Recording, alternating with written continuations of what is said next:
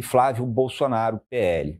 Mas, em simulações de segundo turno, pesquisa Genial Quest indica que Renan Santos poderia obter 26% das intenções de voto, enfrentando o presidente Lula, que nesse caso marca 42%. Dados de outra pesquisa apontam que, entre eleitores da geração assim chamada, geração Z, entre 16 e 24 anos, Renan Santos chega a marcar 18,6% de intenções de voto, superando nomes consolidados da direita, como Flávio Bolsonaro. Agora, você deve ter ficado mais curioso ou curiosa para saber quem é Renan Santos? Pois o Povo News recebe, neste momento, Renan Santos, pré-candidato à presidência pelo Missão, o recém-criado partido do qual é presidente, e também ele que é cofundador do MBL. Muito boa noite, obrigado pela sua participação, prazer recebê-lo aqui, seja muito bem-vindo. Renan, segundo o levantamento Genial Quest, 74% dos entrevistados não sabem quem é Renan Santos.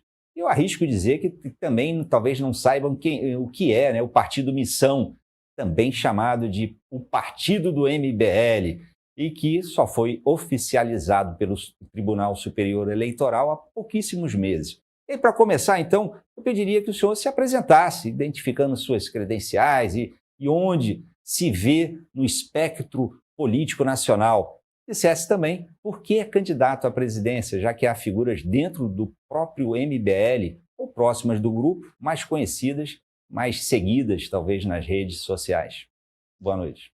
Boa noite, Tardan. Uma honra estar aqui com vocês. Obrigado pela oportunidade. Muito bom me tornar conhecido. De fato, realmente eu sou um nome ainda bastante desconhecido, o que impressiona muito os nossos números nas pesquisas, especialmente dos mais jovens. Conforme o Tardan demonstrou, a pesquisa Atlas deixa claro que a geração Z está acompanhando muito o que a gente vem produzindo. E isso tem um motivo.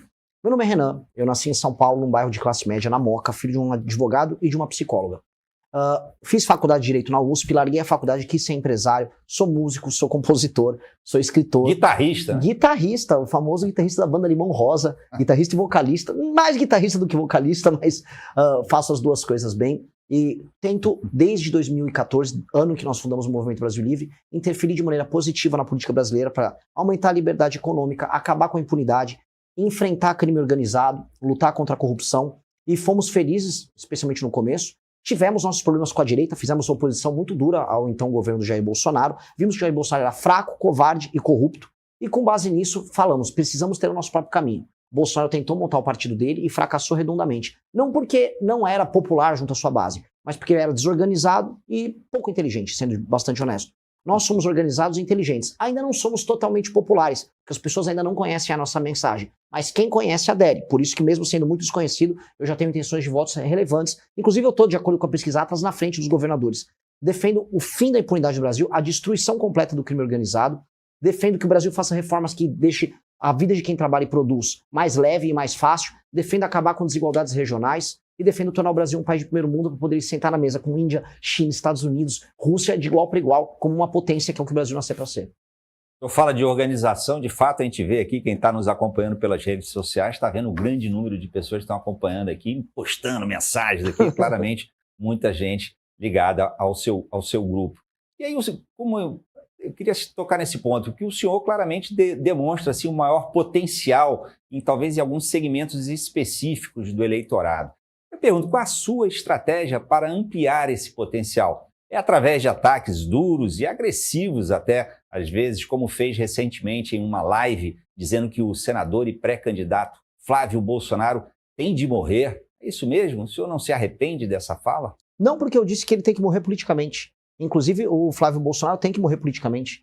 O Flávio Bolsonaro é um câncer para a política brasileira. O Flávio Bolsonaro, com seu escândalo da rachadinha, seu envolvimento com milícia, foi o responsável por fazer o seu pai, o covarde do Jair Bolsonaro, trair a revolução que levou ao poder, a Operação Lava Jato e a esperança das pessoas em acabar com a impunidade no Brasil, e com base nisso fez acordos com o STF, colocou um petista na PGR, que era o Augusto Aras, à época, acabou com a então CPI da Lava Toga, que poderia gerar um pouco de checks and balances, freios e contrapesos ao STF, e tornou o país da impunidade. O Flávio Bolsonaro é um dos responsáveis por isso. Então eu não retiro nada do que eu digo sobre o Flávio Bolsonaro. Eu afirmo e aumento. O Flávio Bolsonaro é um problema para o Brasil e a família Bolsonaro também é um problema para o Brasil. Até porque eles capturaram a esperança de milhões de brasileiros que brigam um país diferente e transformam isso num culto à personalidade do Jair.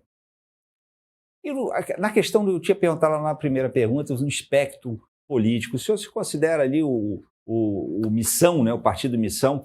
Depois eu queria que o senhor falasse também se de chamá-lo assim de um partido do MBL, se vocês ficam de alguma maneira incomodados ou talvez até ofendidos sobre isso. Acho que não, né? Mas onde vocês estão no espectro político? Estão à direita, à direita do PL? Nós somos um grupo de direita. Classicamente, se você for estudar as categorias clássicas de avaliação do que é direita ou esquerda, nós estamos à direita. Estamos mais à direita, inclusive, do que o PL. O PL é um partido de centro. Na verdade, o PL é um partido do centrão. Historicamente, o Valdemar da Costa Neto, que é o presidente do PL, ele não podia ver um escândalo de corrupção com o PT que ele entrava junto. O que é? Tem um mensalão, tô dentro. Tem um petrolão, me chama que eu não posso ficar de fora. Não à toa que ele é o rei da tornozeleira eletrônica, o Valdemar. Então nós estamos à direita deles. E o senhor propõe políticas talvez radicais contra crime organizado, né, com medidas inspiradas em, inclusive, inquéritos do ministro Alexandre de Moraes. É isso? Por favor, explica esse posicionamento. Ótimo ponto. O senhor Alexandre de Moraes, ele fez contra as pessoas que participaram daquilo que foi o 8 de janeiro, e mesmo contra, vamos dizer, pessoas que opinavam contra ele na internet, ele fez uso de uma teoria chamada direito penal do inimigo. Direito penal do inimigo é o seguinte: você reduz os direitos de defesa do apenado, vamos dizer aqui, ou do réu, e você aumenta a velocidade da justiça contra ele. Essa é uma característica de um direito, de uma teoria que foi inventada por um jurista alemão nos anos 80, chamado Günther Jacobs. É importante explicar isso para vocês, porque eu acho que isso tem que ser aplicado contra a facção terrorista. E isso já foi aplicado em vários países. Um país que todo mundo gosta de falar, pô, esse lugar é muito civilizado, é lindo, é a Dinamarca. Havia uma facção criminosa na Dinamarca, de tráfico de drogas, e aí na Dinamarca é o seguinte: se encontram vínculos teus com essa facção, inclusive de divulgação, você pode ir preso, mesmo não tendo cometido crimes. O direito tem que ser rápido e tem que ser muito duro contra esses caras. Até porque o Brasil vive uma situação de guerra. Se eu comparar, por exemplo, os números de homicídios para cada 100 mil habitantes, aqui no Ceará morre coisa de 30 pessoas a cada 100 mil habitantes. A Ucrânia em guerra morre de 4, 5 a 6 em ano de guerra. Ou seja, a gente tem uma situação de guerra, é uma situação que é excepcional e, portanto, nós temos que tomar medidas excepcionais para destruir o crime. Mas chamar de terrorismo é um pouco forçação de barra, né? Não. Você não acha, não? Não, acho nem um Pode pouco. ter ações, atos terroristas, mas que seja uma facção seja terrorista, eu acho que desvirtuar o conceito de terrorismo. Né? Eu não acho, não. Eu acho que ela pratica o terror, eu acho que elas são entidades políticas. Eu já vi uma crítica, até, acho que foi a Gleisi Hoffmann que colocou, não pode ser uma entidade terrorista, porque a entidade terrorista ela envolve noções políticas ou ideológicas. Pois bem, tem uma causa, tem uma defesa de algo. Sim, o Comando Vermelho é um grupo político. O Comando Vermelho faz ocupação territorial, ele tem bandeira, ele tem ideologia, ele tem perspectiva. Ele tem inclusive, vamos dizer, difusores culturais da visão de mundo deles. Eles criaram um estado paralelo com a sua própria perspectiva de Brasil. Não à toa fizeram um lobby em Brasília. A bandeira deles é o lucro, né, no caso deles. Não, bandeira deles é o lucro via ocupação territorial. Porque bandeira deles são lucro, então eu vou falar que um banco é uma organização terrorista. A máfia, o senhor considera uma organização terrorista? Depende, se a máfia fizer ocupação territorial e matar de maneira sistemática seus adversários, como fizeram em alguns lugares nos Estados Unidos. Sim, porque eu quero dizer assim, o PCC... ele tem uma linha diferente do Comando Vermelho. O TCP tem uma linha diferente, cada um tem a sua linha, cada um tem seu modelo. Se você faz ocupação territorial, nega a legislação brasileira, comete crimes e mata pessoas em nome da sua perspectiva de poder e dinheiro, sim, você é uma organização que pratica o terror, e sim, você é terrorista. Enfim, vamos lá, que eu queria ouvir a sua opinião também sobre um tema, está aqui no telão, vamos lá, queria ver qual é o seu comentário sobre isso daqui. Olha, a gente está vendo o Flávio Bolsonaro já em pré-campanha. Eduardo está no Bahrein com Flávio Bolsonaro. Olha aí a imagem, reportagem aqui do G1. Nesta sexta-feira, Eduardo postou uma foto com o irmão Flávio Bolsonaro em uma visita ao Bahrein, né, um país no Oriente Médio.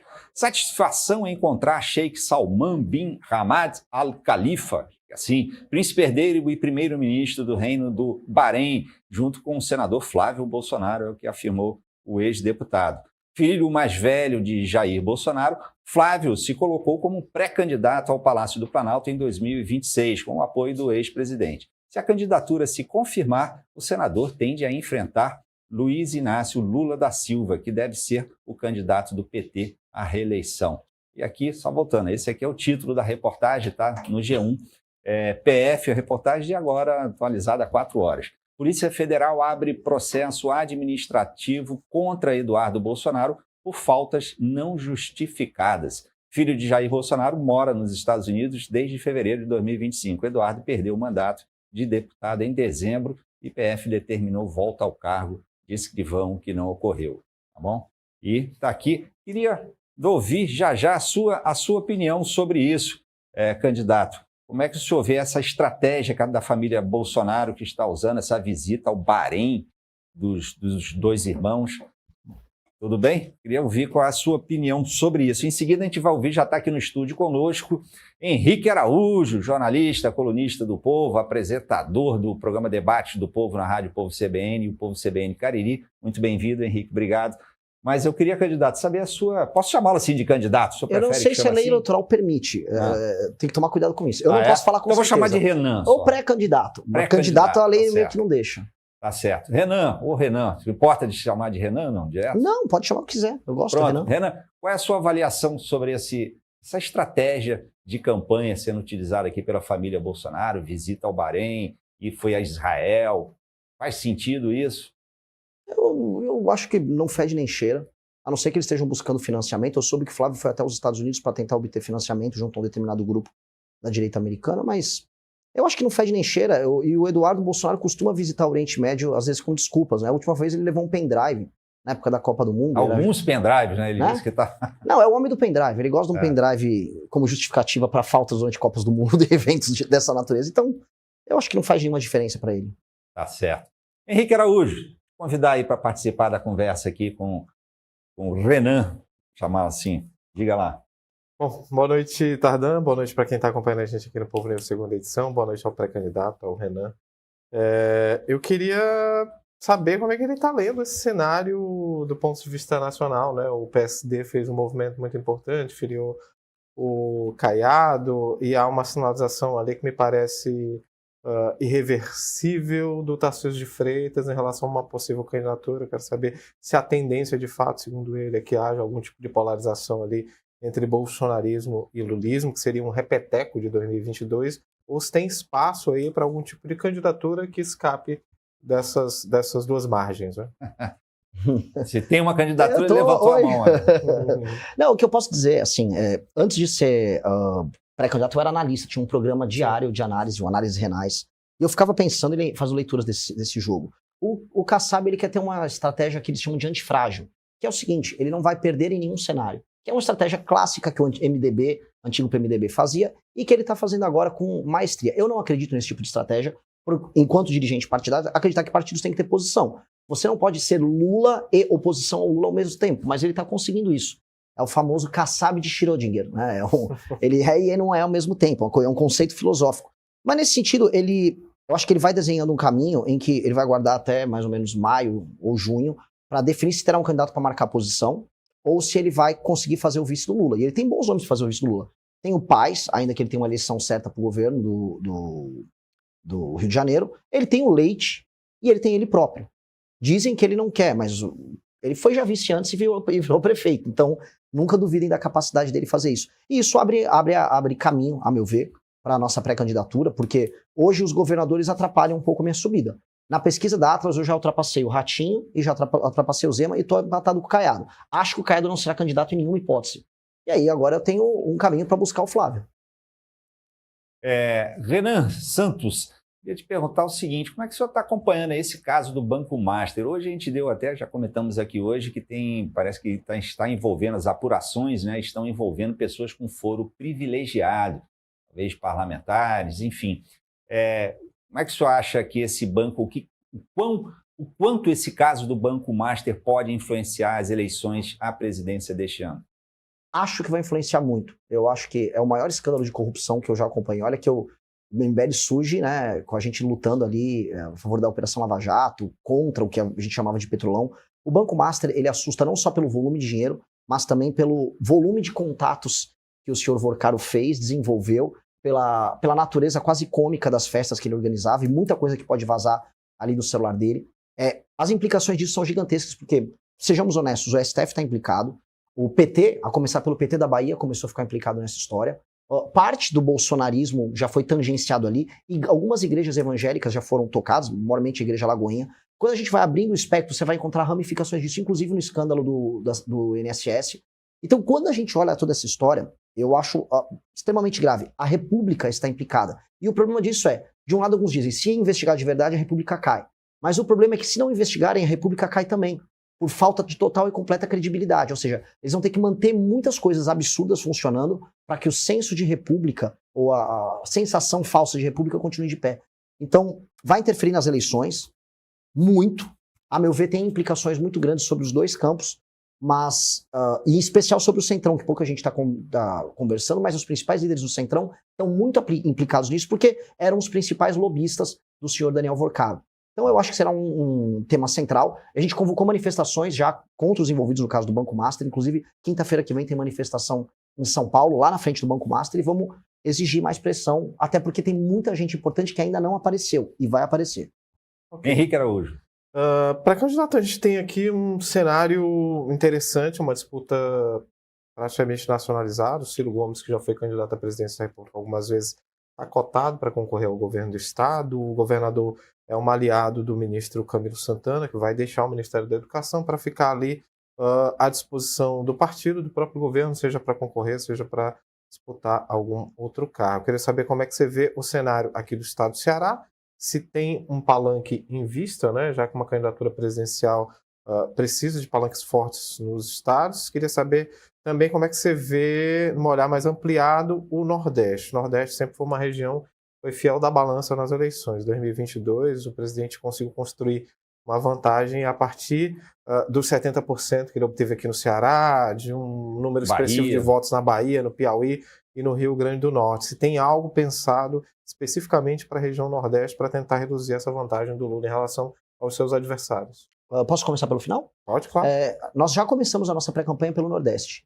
Até porque o nosso discurso, especialmente o meu, ao longo, especialmente dos últimos 1 ano e meio, sempre foi sobre o Nordeste. Até porque a gente trabalha com a ideia e a tese de que resolver os problemas econômicos, sociais e políticos do Nordeste tem um efeito em cascata sobre o Brasil. A gente tem que retirar as amarras que impedem o Nordeste de se desenvolver plenamente. E esse é um tema recorrente nas nossas discussões. É inclusive um dos temas centrais, por exemplo, no nosso livro de programas, que é o Livro Amarelo. Então eu comecei a rodar o Nordeste, até para ver se as teses que a gente divulga são concretas no mundo real, no mundo fático. Então fui nas cidades pequenas, rodei esses montes de municípios pequenos, vimos experiências incríveis. Eu vivi desde o Porto Digital em Recife, que é sensacional, até cidades de 3 mil habitantes que simplesmente tinham que ser fundidas e se juntar com outras para serem, vamos dizer, do ponto de vista fiscal, viáveis.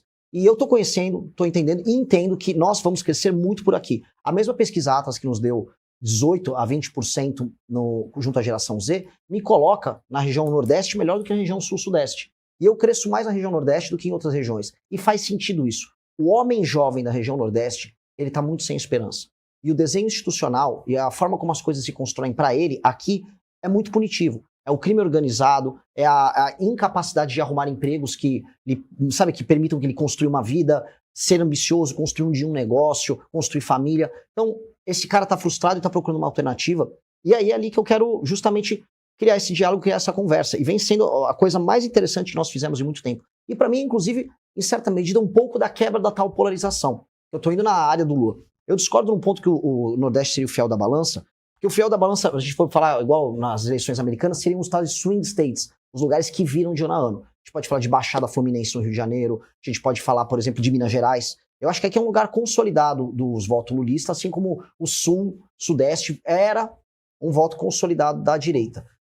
Eu acho que essas coisas tendem a se alterar ao longo dos próximos anos e nós vamos ser um dos grandes fatores de alteração. Sobre o Ceará, a gente vai buscar ter um candidato próprio. Eu quero fazer um anúncio aí nos próximos dias. Ter uma Antecipa logo. Não posso, ainda não topou. Estou trabalhando aqui. Mas Ciro Gomes. Mas eu prometo para vocês que eu trago primeiro aqui pro povo. Assim, tá. Então, de antemão, está descartada essa possibilidade de apoiar o Ciro aqui? Sim. Ainda que, olhando o cenário, se eu comparar o Eumano com o Ciro, eu acho o Ciro um cara mais razoável que o Eumano. Ou mesmo que o Camilo.